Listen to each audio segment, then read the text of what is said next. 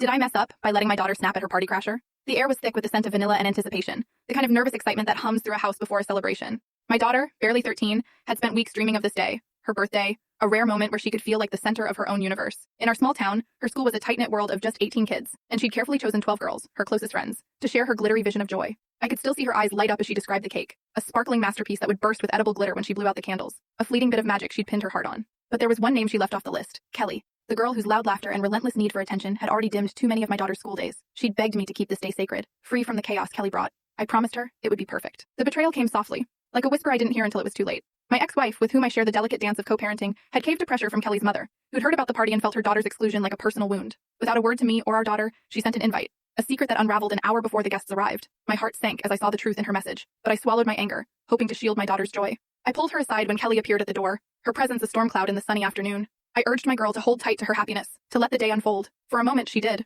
Her laughter rang out, her smile glowed under the fairy lights we'd strung across the backyard. Then came the cake, rolled out like a promise, its shimmering frosting catching the light. The girls gathered, their voices weaving through happy birthday, phones raised to capture the magic. My daughter's face was radiant, her breath poised to make her wish. But before the candles flickered out, Kelly's hand darted forward, fingers plunging into the delicate frosting, smearing the design into a heartbreaking mess. The room froze. My daughter's joy shattered, and her voice, raw with hurt, cut through the silence. Tears streamed down her face as she fled to her room, the weight of her ruined moment trailing behind her. Kelly stood there, stunned, her own tears falling, but the damage was done. Her mother arrived, bristling with indignation, demanding apologies my daughter didn't owe. My ex echoed her, but I stood firm, my voice steady as I defended my girl's right to her pain. I faced their anger, the accusations that I was too harsh, too unyielding. But all I could see was my daughter upstairs, curled into herself, her birthday reduced to a memory of betrayal. The house grew quiet, the party long over, but the ache lingered. I sat by her bed, her small frame trembling with sobs, the glitter cake now just a symbol of what could have been. I'd failed to protect her day, failed to keep the promise of a moment that was hers alone. The sting of my ex's secrecy, the recklessness of Kelly's act, and the weight of my daughter's heartbreak pressed against my chest. I held her hand, wishing I could undo the hurt, knowing this day would linger in her heart long after the candles were gone.